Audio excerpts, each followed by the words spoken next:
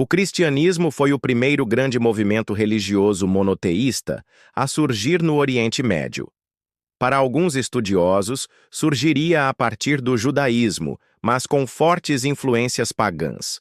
Do ponto de vista religioso, o cristianismo pregava a salvação por meio da fé em um único Deus e do conhecimento de Jesus de Nazaré, um judeu itinerante, pregador e líder religioso que era considerado o Messias. Para outros, o cristianismo teria surgido a partir de uma revolução social liderada por Jesus, um revolucionário judeu, para dar lugar a uma nova ordem social, fundada no amor, na fraternidade e no perdão. Independentemente de sua origem, o cristianismo se expandiu rapidamente, espalhando-se por toda a região e alcançando vastos segmentos da população. Em pouco tempo, a região que abrangia Israel, Jacóbia e Judéia tornava-se cristã. Em poucos séculos, o cristianismo se expandiu pelo Mediterrâneo, chegando à Europa, África e Ásia.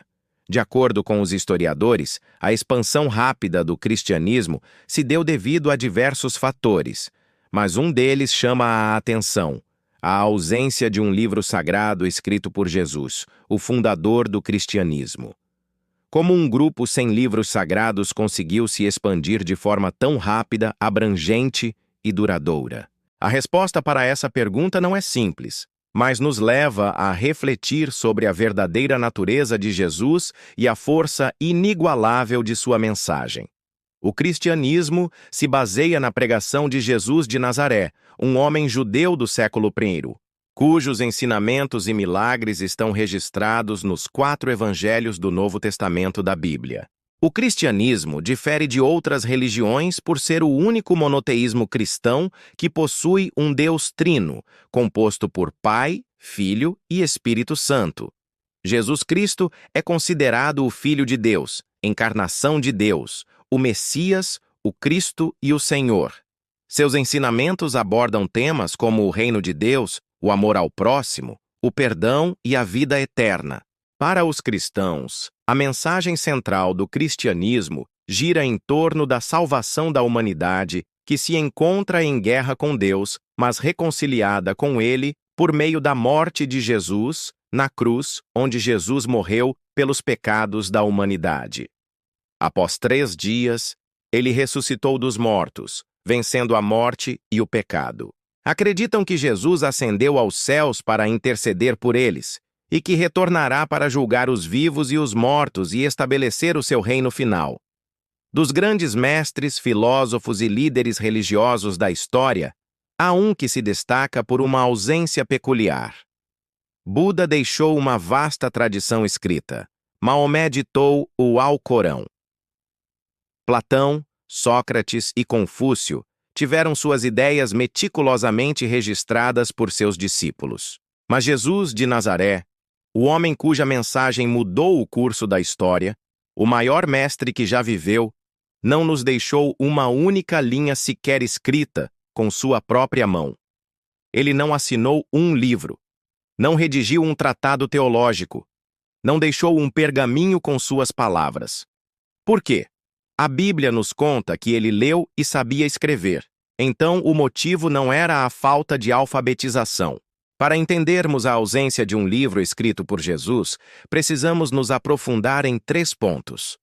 O primeiro ponto a desmistificar é a ideia de que Jesus não escrevia por ser um homem simples, de origem humilde. A Bíblia nos dá evidências claras de que Jesus era, sim, alfabetizado. No Evangelho de Lucas, capítulo 4, está registrado o momento em que ele entra na sinagoga de Nazaré, recebe o livro do profeta Isaías e, desenrolando-o, leu um trecho em voz alta. Esse ato, por si só, demonstra que Jesus era capaz de ler, e a leitura, na cultura judaica, estava intimamente ligada à escrita. Os rabinos da época eram mestres da palavra falada e memorizada, mas eram também homens letrados. O problema, portanto, não era a capacidade de Jesus, mas a intencionalidade de sua escolha. No contexto histórico e cultural em que Jesus viveu, os mestres, os rabinos, ensinavam e transmitiam a sabedoria oral de geração em geração.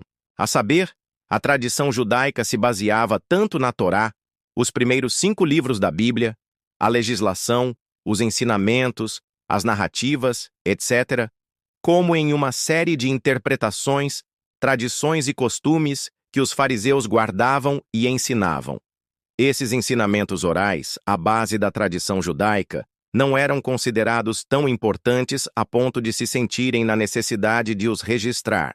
A preocupação era com a transmissão correta e fiel dos ensinamentos, e isso só era possível na relação de mestre e discípulo, no contexto da comunidade. Jesus, no entanto, rompeu com a tradição judaica em vários aspectos, inclusive na forma de transmitir seus ensinamentos.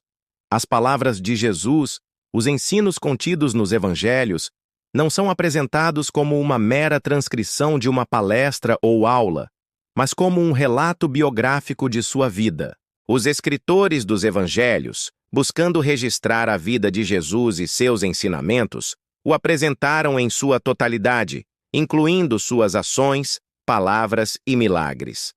Os evangelhos são, portanto, uma narrativa biográfica que visa apresentar Jesus em sua plenitude. Os evangelistas não se limitaram a redigir uma coletânea de ensinos, abordaram a vida de Jesus em sua totalidade, demonstrando sua natureza humana e divina, seus ensinamentos, seus milagres, sua morte e ressurreição. No cristianismo, a Bíblia ocupa um lugar central. Cristãos acreditam que a Bíblia é a palavra de Deus, inspirada pelos escritores do Antigo e Novo Testamento. A Bíblia é dividida em 2 testamentos, o Antigo e o Novo. O Antigo Testamento contém os ensinamentos e a história do povo de Israel, enquanto o Novo Testamento narra a vida, ensinamentos e a morte de Jesus Cristo, além da expansão do cristianismo. A Bíblia é considerada a fonte máxima de autoridade para a fé e prática cristã. Seus ensinamentos orientam a vida dos cristãos e fornecem orientação moral, espiritual e ética. O perfil do mestre, rabi. Na cultura judaica do primeiro século, o papel de um mestre, rabi, era fundamentalmente diferente do de um filósofo grego. Um filósofo como Platão ou Aristóteles construía um sistema de pensamento abstrato e codificado em textos. Sua autoridade estava na lógica e na escrita. Já a autoridade de um rabi se baseava na sua capacidade de memorizar a Torá e a tradição oral, a Mishnah, e, mais importante, de viver essa tradição. O aprendizado com um mestre não era passivo. O discípulo não apenas lia um livro, mas vivia ao lado do mestre, observando cada um de seus gestos, ouvindo cada uma de suas palavras e imitando sua vida.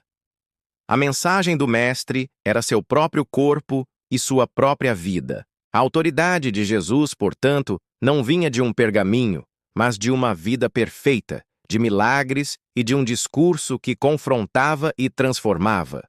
Suas palavras eram ditas com uma autoridade que nenhum escriba ousava ter, porque ele não as